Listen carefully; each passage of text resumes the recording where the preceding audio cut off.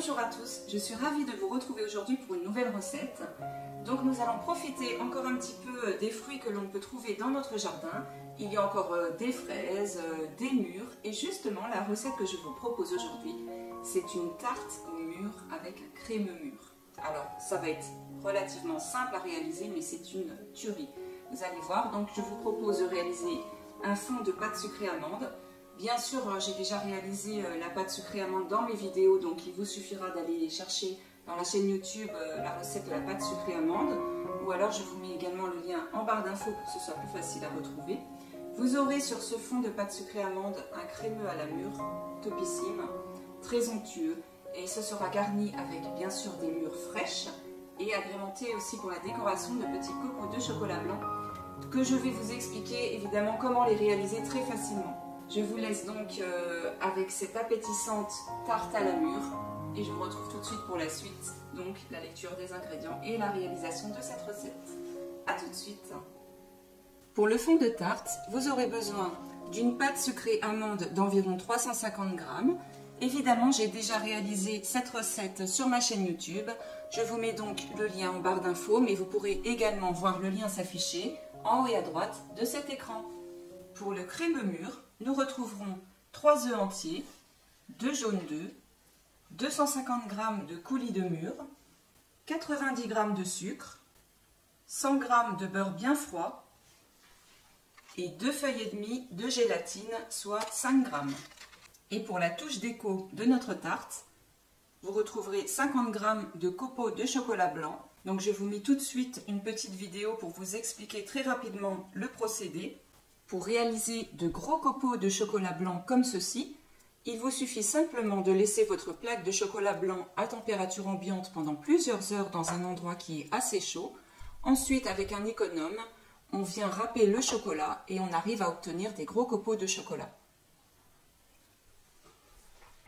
Pour le dessus de notre tarte, environ 400 g de mûres fraîches du jardin. Eh bien, on va tout de suite commencer par préparer notre fond de tarte. On va étaler notre pâte sucrée entre 2 feuilles de papier sulfurisé pour ensuite la placer dans notre cercle de 24 cm de diamètre. Donc, je vous rappelle une petite chose, on me pose très souvent la question sur ma chaîne en commentaire, comment faire pour ne pas avoir trop de mal à étaler notre pâte sucrée qui est quand même une pâte qui est très friable. Donc simplement, il suffit de la laisser plusieurs heures à température ambiante.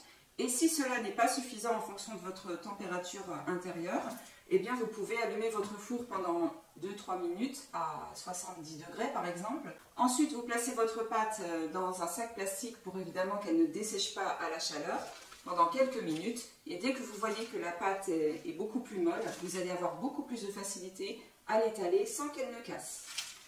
Allez, c'est parti. Donc je dépose ma feuille sur la pâte sucrée. Puis je vais commencer par l'étaler pour obtenir au final une épaisseur de 3 ou 4 mm. Donc, grâce à cette petite astuce de la placer au four quelques minutes, on peut voir qu'elle est quand même assez molle et qu'elle s'effrite beaucoup moins.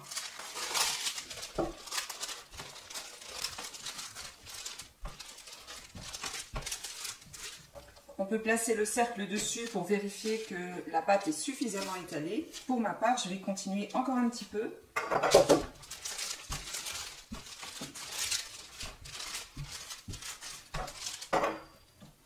Voilà, ça me semble parfait.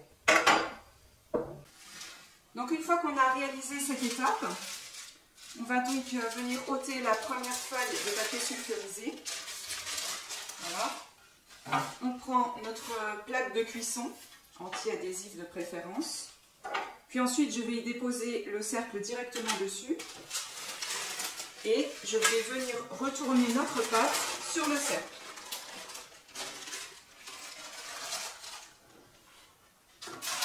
On peut retirer maintenant la deuxième feuille. Et donc là, on va se contenter de venir tapisser tout le tour de notre cercle à l'intérieur avec la pâte. Attention à celles qui ont des ongles assez longs. Voilà, on appuie légèrement dans le fond.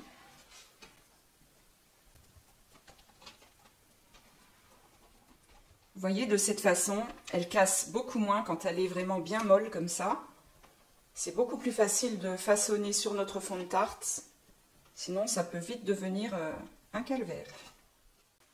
Une fois que cette étape est terminée, on va pouvoir donc venir cisailler avec un couteau bien fin le tour de notre pâte, donc toujours de l'intérieur vers l'extérieur. Il suffit simplement de poser la lame du couteau à la surface de notre cercle et de le laisser glisser tout autour. Et de cette façon, on aura des bords qui seront assez réguliers.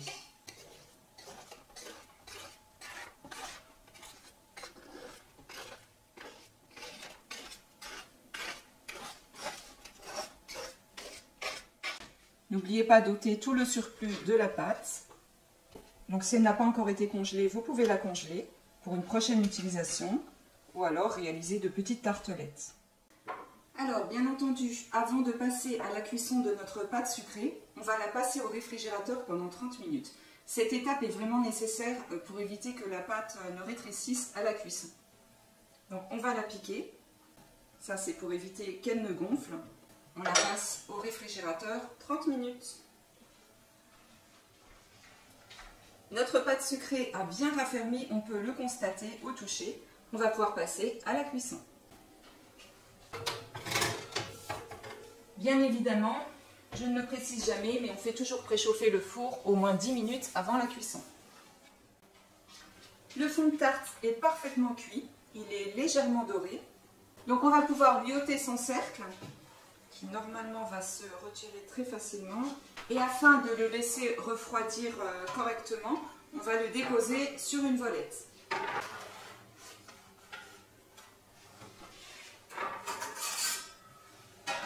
Et pendant que notre petit fond de tarte refroidit tranquillement, nous, on va s'occuper de notre crème mûre. Alors, on va commencer par faire ramollir donc nos feuilles de gélatine dans l'eau bien froide pendant environ une dizaine de minutes. Alors, on va tout d'abord faire chauffer notre coulis de mûre dans une casserole. Donc, inutile de le faire bouillir.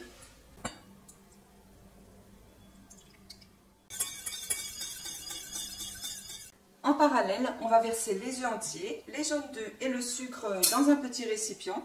Et on va mélanger le tout simplement au fouet manuel.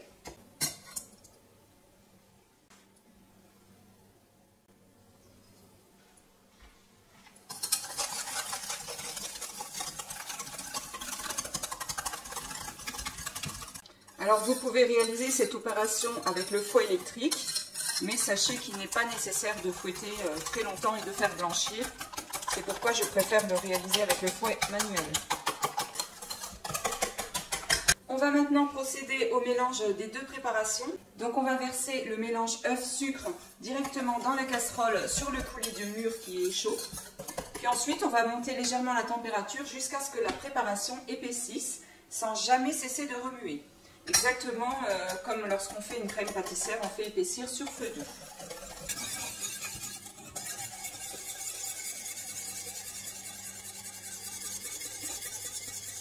Voilà, on remue bien, on va bien chercher sur les bords de la casserole extérieure.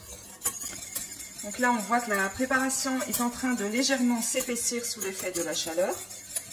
On surveille, il ne faut pas que ça aille trop vite surtout. On va monter jusqu'à la première ébullition. Voilà, donc là on a atteint l'ébullition, ça n'épaissira pas plus, donc on peut stopper la cuisson et on retire du feu directement. On va maintenant remuer pendant quelques minutes dans le seul but de refroidir légèrement la préparation avant d'y incorporer la gélatine et ensuite le beurre qui est bien froid et donc resté au réfrigérateur. Donc on va prendre la gélatine. On va bien l'essorer, puis on va venir l'ajouter directement dans notre préparation qui est encore bien chaude. Et on mélange. Donc on va verser la totalité du beurre directement dans la préparation. Et puis on va commencer à mixer pour bien incorporer le beurre et apporter beaucoup d'onctuosité à notre crème mûre.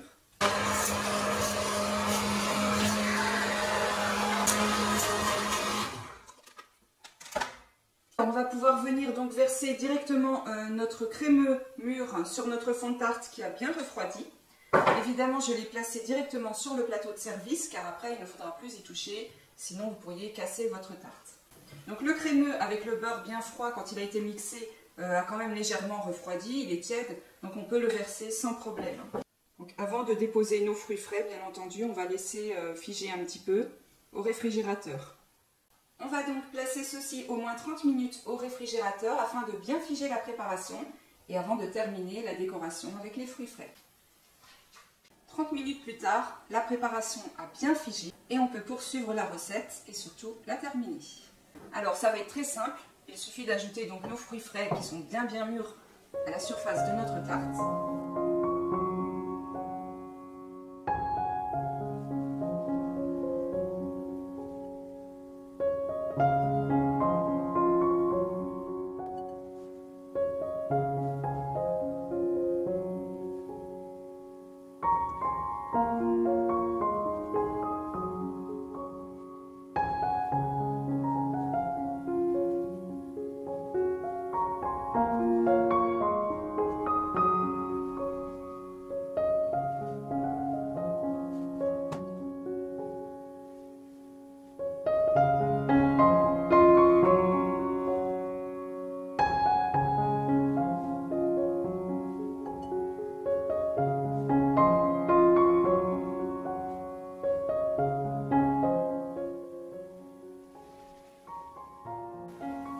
Après cette étape un petit peu longue mais pas compliquée du tout, on va pouvoir déposer nos petits copeaux de chocolat.